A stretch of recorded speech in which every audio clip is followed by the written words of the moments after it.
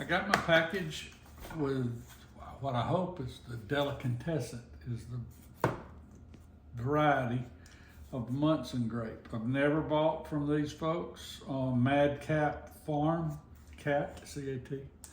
So let's see how they did as far as packaging.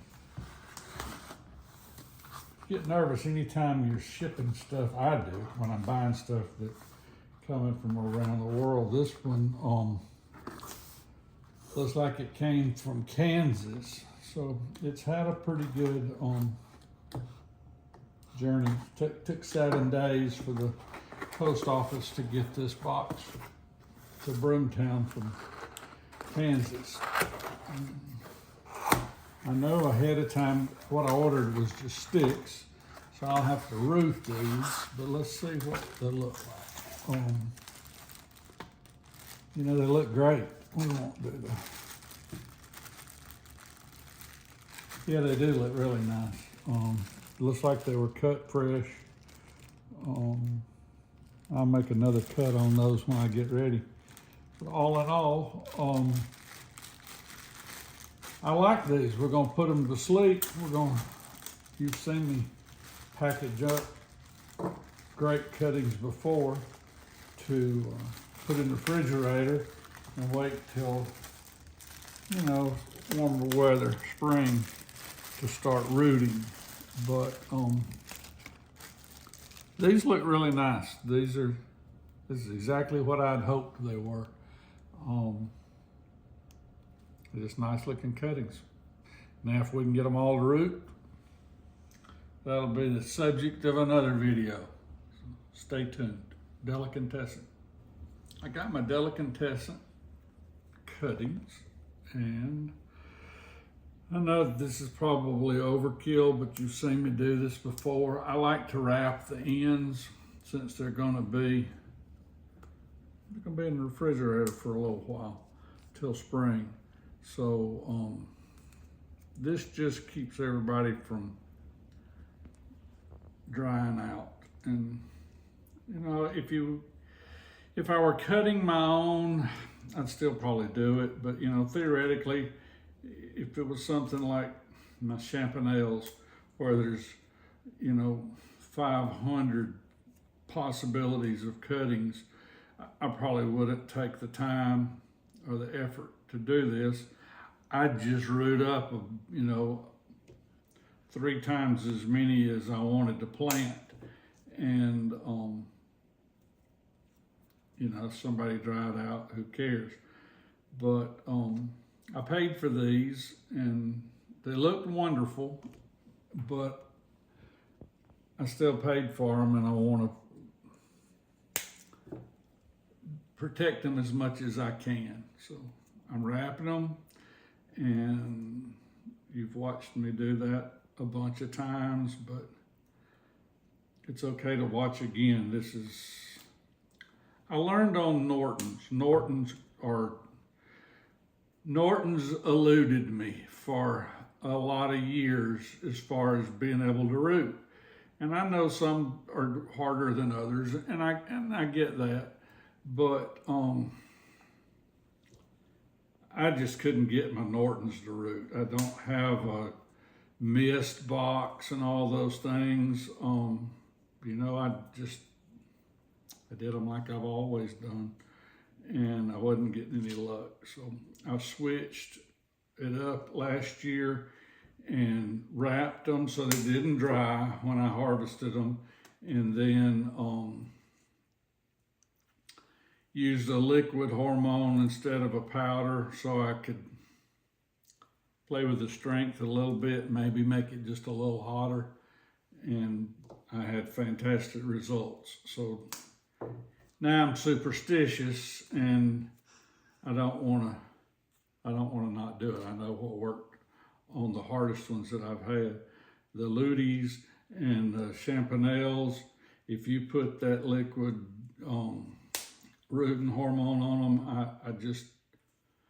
I really think you could get them to root on concrete. I've never seen anything like that. I had really good luck with it. So I'm going to use it on these. I'm looking really forward to getting these established you know that I'm trying to get as many varieties that are what you call Munson grapes. And Munson was Thomas Munson in Texas, who was a turn of the century guy who bred grapevines. He was, the colonists and all the other new people when they came to the New World, they brought grapevines because they were going to plant grapevines all over the New World, and none of them lived. And the indigenous grapevines, they didn't like. They lived and they made grapes, but they didn't like the taste or the way it made wine. So Munson started doing genetics and crossing different kinds, and some French hybrids and all Americans, and not muscadines but grapes. And ironically, he's the guy that nobody in the U.S. knows about hardly. If you just ask somebody who's Thomas Munson, they wouldn't have a clue. But in France, there's monuments to him, statues, because they had a bug in the dirt. Ironically, it came from here, but it was destroying the root structure on the French wine grapes. And these American varieties are tough, and I won't get into the science of it, but the roots on the American varieties are thicker. I guess you'd call it the phylum, the outside layer of the root, the skin, if you will, is too thick for this bug to bite through and suck all the juice. So when this bug got sent to France from people trying to get different varieties to work in different places, France started losing their vineyards. And Munson said, well, why don't you let me see if we can cross or graft or somehow get these American roots onto your French grapes. And he pretty much single-handedly saved the French wine grape industry, probably Europe, but specifically France. And like I said, they've got statues to him and honoring. And the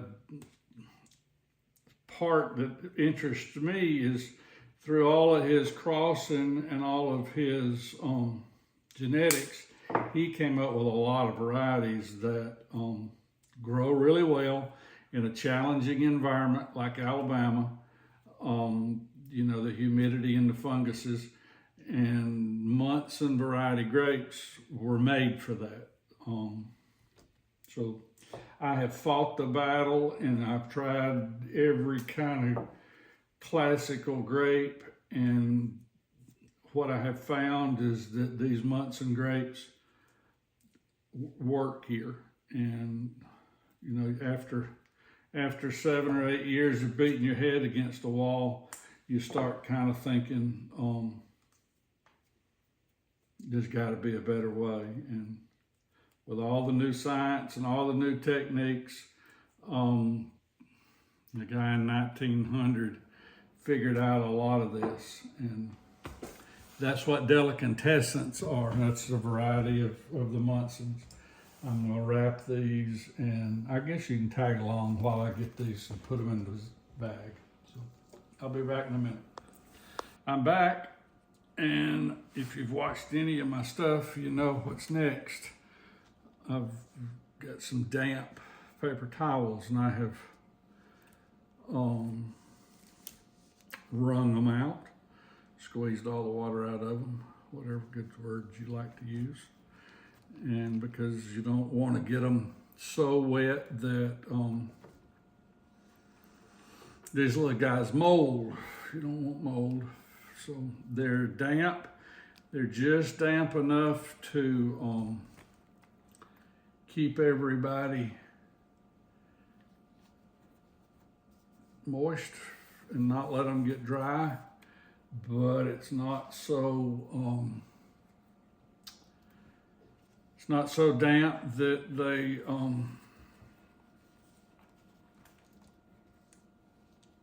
should mold. I hope they don't mold. It's not horrible, but it's just a pain in the butt. I had to get a 2-gallon Ziploc bag because these are cut longer than maybe I sometimes do, but that's a good thing. When I get ready to put them out, I'll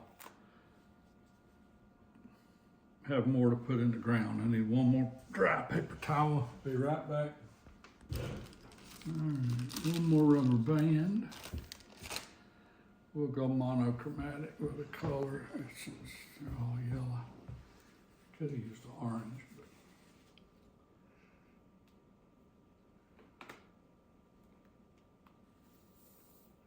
but. Okay, this fella is ready to take a nap. And we got it labeled, and it's Delicatessen. I was pronouncing that incorrectly, according to the farm boss. So I'm trying. And it was kind of funny because she said, you pronounce it like a place where you go get sandwiches or meat. And I said, a delicatessen. But evidently that's not correct. That's Alabama-isms. I'm gonna get all the air out that I can. And there we go. And like I said, he'll be ready to, we'll visit him again in March. So we'll stick him in the refrigerator and let him take a nap with the rest of the guys in there.